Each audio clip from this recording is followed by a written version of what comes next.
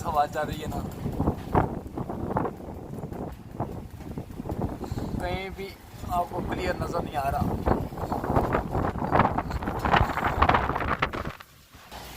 ये देखिए हमारी वर्कशॉप में इतनी धूल आ गई है ना, बता नहीं सकता आपको मैं।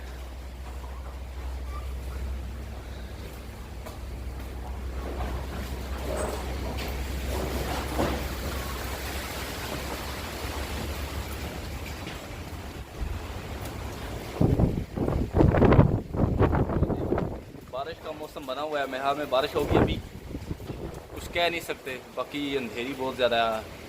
अभी हमें